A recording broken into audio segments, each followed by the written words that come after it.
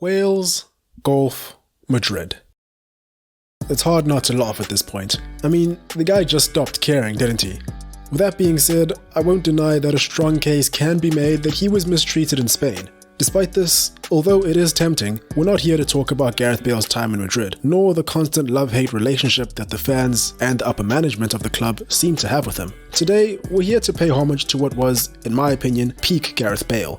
More specifically, the player that he was during his first stint at Tottenham Hotspurs. The player that made Real Madrid make him the most expensive footballer in history at one point in time. Yeah, that guy. Although he's since returned to Spurs, things just haven't really gone according to plan, have they? But, like I said, there was once a time where both his commitment to the cause and his talent were categorically unquestionable. With that being said, how good was Gareth Bale for Tottenham Hotspurs? Before going to Real Madrid, that is. Yo, what's up everyone? Hope you're all doing well and having an incredible day. Today, we'll be looking back at the player that Gareth Bale once was in the Premier League. More specifically, we'll be looking into how insanely talented the Welsh wizard was, as well as the impacts that he had on Tottenham Hotspurs. Just before we get into it, I'd like to take a minute to thank our sponsor today. The like button. Shout out to him. If you wouldn't mind showing him some support, that'd be great. No, I'm joking, we're not sponsored. But if you like the content, please feel free to hit the like button and possibly subscribe as it helps the channel out massively. But, of course, no pressure. So, where were we? Yes, Bale. So, let's start this story off 1 year prior to Gareth Bale joining Tottenham Hotspurs. The year is 2006. A 17-year-old Gareth Bale, who had been at Southampton since he was about 9 years of age, was just about ready to embark on his first full season of professional football in the 2006-2007 season. To give a little bit of context with regards to what we're dealing with here, from very early on in his development, Bale's physical and technical abilities were unlike anything that many of his coaches and mentors had ever seen before. At 14 years of age, he ran the 100 meters in 11.4 seconds. And at school level, his PE teachers wouldn't allow him to use his stronger left foot while playing with other kids. This guy was shaping up to be the real deal. Or should I say, the Real Dale. Okay, never mind, I won't say that.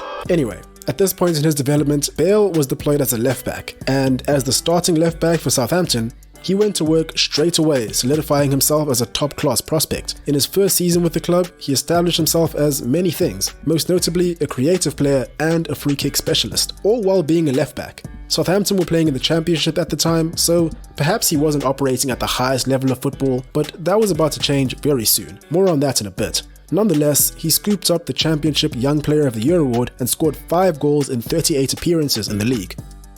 As we all know, when a player like this comes around, everyone and their dog wants a chance of signing him. However, it was Tottenham Hotspurs who won the race, signing the Welshman for a reported £10 million at the beginning of the 2007-2008 season of the Premier League.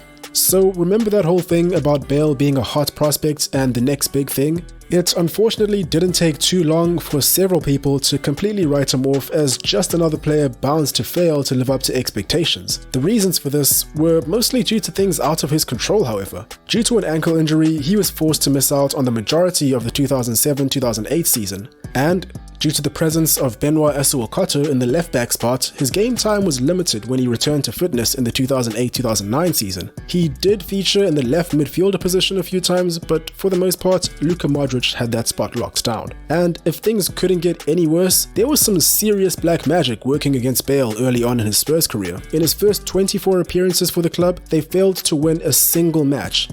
Not one. I'm not even exaggerating. There were games where he would sit on the bench and watch his team win. On the other hand, whenever he stepped foot on the pitch, L. It even got to a point where Spurs fans were ready to concede defeat as soon as they saw his name on the team sheet.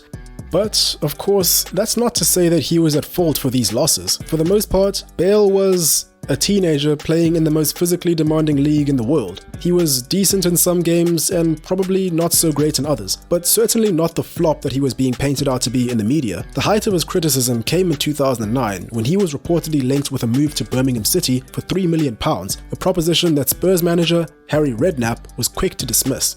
He, like any other sane person, knew that Bale just needed time, and honestly he didn't even need that much of it. Fast forward to early in the 2009-2010 season, and he finally got his first win in a Spurs shirt against Burnley. I mean, it was in a 5-0 win where he was substituted on in the 84th minute when they were already 4-0 up, but I don't see how that's relevant at all. A win is a win. And perhaps breaking the curse was all that Bale really needed. A few weeks after this, he was given an extended run in the first team after Asuwakato was sidelined due to injury. And thanks to several stellar performances, most notably against rivals Arsenal and Chelsea, in which he scored winning goals in both matches, he was essentially a nailed-on starter. In his breakthrough season, he made 23 appearances, scoring 3 goals and making 5 assists. Further to that, his efforts helped Spurs achieve their highest ever Premier League finish in history at the time, finishing in 4th place and qualifying for the 2010-2011 Champions League for the first time since 1961. It was still known as the European Cup back then. Fortunately for Bale, who was still only 21 years old at the time, the fun had only just begun. He was about to put himself on the radar of just about every top team in Europe. By the time Asuwakato returned from injury at the beginning of the 2010-2011 season, Bale had pretty much made it impossible for him to be displaced in the starting lineup. Instead, to accommodate both players on the team, Bale was moved into the left midfielder position, with Asuwakato settling back into his native left-back spot. Now, this was quite clearly not a revolutionary piece of tactical mastery. In the eyes of anyone that was paying attention, Bale hadn't really been a left-back for quite some time at this point. His dribbling skills, link-up play, insane pace, and sublime shooting technique made him far better suited to a more advanced role. And this season, it was pretty much made official. Over the season, he continued to terrorize defenders and grew into a truly formidable player. But it was on the European stage that he caught everyone's attention. Okay, so you're gonna have to excuse me for a bit, but I think now's an appropriate time to take a short break from Bale and briefly cover another player. Bear with me here. That man is Maicon. Apologies if you think this segment is random, but trust me, it'll all make sense in a bit. A certified legend in the game in his own right, the Brazilian right-back was a serial winner with club and country, winning several personal accolades while doing so. Also, he was the starting right-back for the Inter Milan side that won the Champions League, Serie A and Coppa Italia in 2010, one season prior to the season we're currently at in today's story. And this very same Inter Milan team, albeit missing Jose Mourinho, drew Tottenham Hotspurs in the group stages of the 2010-2011 Champions League. Understandably, being such a dominant force, any attacker put up against Maicon on his side of the pitch was surely going to have their work cut out for them, right? Yeah, so I don't think Bale got the memo on this. Not only did Bale humiliate Maicon over the 2 games that Spurs and Inter played each other, but he also scored a hat-trick in one of them and made 2 assists in the other. Spurs lost the game that he scored the hat-trick in, but that's entirely besides the point. Rumour has it that Maicon still has nightmares about this match to this day. Moving along, although Spurs finished in 5th place and were knocked out of the Champions League in the quarterfinals, Bale finished the season off on a high. He won the PFA Players Player of the Year award as voted by his fellow professionals and ended the season with a career high of 7 goals and 1 assist in 30 league appearances. Not much changed in the 2011-2012 season as he ups the ante just a tad, ending the season with 9 goals and 10 assists and 36 games overall. This brings us to Bale's finest season in a Spurs shirt, the 2012-2013 season. Up until this point, Bale had been sporting the number 3 jersey, which was understandable, seeing that he started off as a left-back. However, at the beginning of this season, he requested the number 11 jersey. You could sense something was about to happen. And so, it began. The guy was on fire. Literally unplayable. Seriously. Ask Rio Ferdinand. What's your favourite goal you've ever scored? I remember running past you once. Oh, leave it. You know what?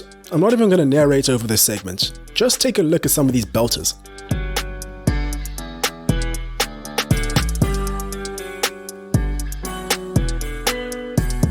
Right, that'll do. He ended off this incredible season with 21 goals and 4 assists and 33 appearances. With performances like these, it's no wonder that he ended up winning the PFA Players Player of the Year, the PFA Young Player of the Year, the Football Writers Association Footballer of the Year, and the Premier League Player of the Season. Side note, why are there so many of these awards? Do we really need all of them? Let me know your thoughts in the comments. Anyway, in doing so, Bale became only the 2nd player in history to win all 4 of these awards in the same season, with the only other player being Cristiano Ronaldo in 2007. Speaking of Ronaldo, Bale went on to join CR7 at Real Madrid the very next season, and as we all know, they lived happily ever after, never landing in any sort of controversy or inspiring sensational headlines in the press. Back to Spurs though, Real Madrid purchased Bale from them for a reported £85 million, a world record transfer at the time.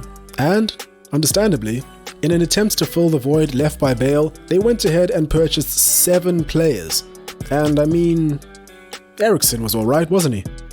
In closing, Gareth Bale was one of the most electrifying players I think I've ever seen in my Premier League watching career. The guy had it all in North London: pace, power, technique, great hair, you name it. And I know his reputation may be in the mud in the minds of a fair few group of people nowadays, but I still remember him for all the incredible performances he gave us in North London and in Madrid. But we'll save the story of the Spanish chapter of his career for later. And there we have it. I'd be interested to know what you all think about Gareth Bale's early career in North London. Do you think he made the right choice in leaving? And realistically, given that Spurs were title challengers only 3 years later, and he was technically still in his prime, do you think he would have been the final piece of the puzzle for them? Let me know your thoughts in the comments below.